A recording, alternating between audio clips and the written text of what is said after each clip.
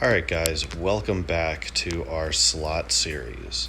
What we're going to be starting off today is we're going to be prepping some of the things you need for pushing and pulling. So once again, your serratus, your lats, your obliques, and your traps. So what I'm doing here is you see I set up and I cross my band, and I'm going to lock my glutes in, lock my hips in, lock my abs in, and I'm going to grab my band here and I'm going to try to rotate my palms towards the ceiling and pull my shoulders forward and down, and this is my protraction breathing. So I'm going to hold my position here and try to inflate all the way down to my tailbone while trying to pull myself as far forward as I can without those shoulders lifting up. Now this is going to be just setting us up for the next couple standards you see here. We have a couple movements that are going to slightly be based off of this base pattern here. So our next one they're going to be working into is our protraction with our knee bridge. So what we're going to be doing here is we're going to be extending with our glute. We're going to be protracting with our rib cage, shoulders forward and down, reaching into the rib cage here, flexing into the lats as well, keeping the glutes nice and tight, trying to engage that glute right near the tailbone.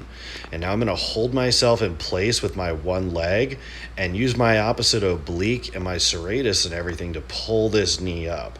And you may feel a cramp right above your hip. That's your lat insertion. It's not normally used to being stabilized or firing in this fashion. So we're tying everything together here. If you're going to be doing any pushing, going to be doing any pulling that you may need to stabilize yourself with your lower body, it's important you're ready for it. The next one we're going to be moving into here is we're going to be a little more functional, adding a little weight to some things. So here we have our pullover out of our bridge or march. So what we're going to do is there's going to be a pullover every single time that knee comes up, and we're trying to keep our shoulders back and down and keep trying to turn those elbows forward to keep the serratus on, keep the lats turned on, keep the teres firing up, making sure that we keep everything nice and pulled tight. It's kind of hard to cheat this pattern here if you're holding everything in the proper position. And you start realizing where your actual back function actually takes you to. Next thing we're going to be moving into here is we're going to tie our hamstrings in just a little bit. For any type of thing you're going to be doing standing upright, or any type of thing you're going to be standing where you need to use your hamstrings to maintain a postured pelvis, this is it right here. So what we're going to be doing is we're going to be extending our legs a little further than your standard bridge. We're going to be narrowed knee, narrow feet, trying to slightly internally rotate towards our midline at the knees, brace our torso. We're engaging our hips from the base of our tailbone right at that glute insertion.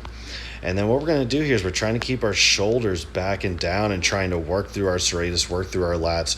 Try to not lose the lat at any point here as you go overhead. See, right about here I'm readjusting. Right about there is where I lose the lat a little bit, and then I have to re-find it. So we're trying to extend the range that this lat functions in, and trying to keep our obliques and our intercostals and our serratus and everything in our rib cage stabilizing while we're doing this pattern through our back, and while our scapula patterns and moves and everything like that.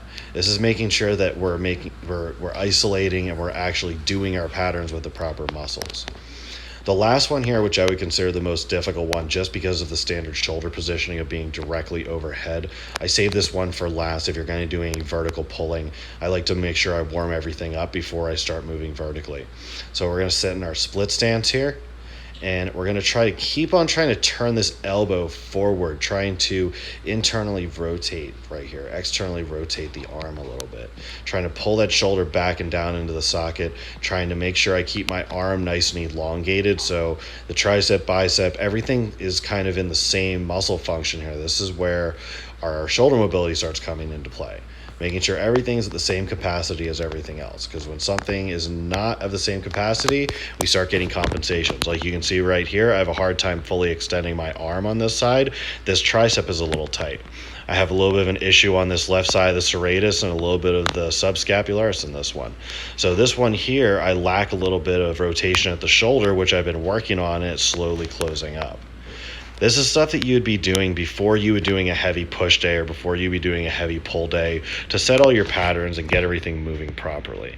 Thanks, guys. Give it a try and let me know what you think.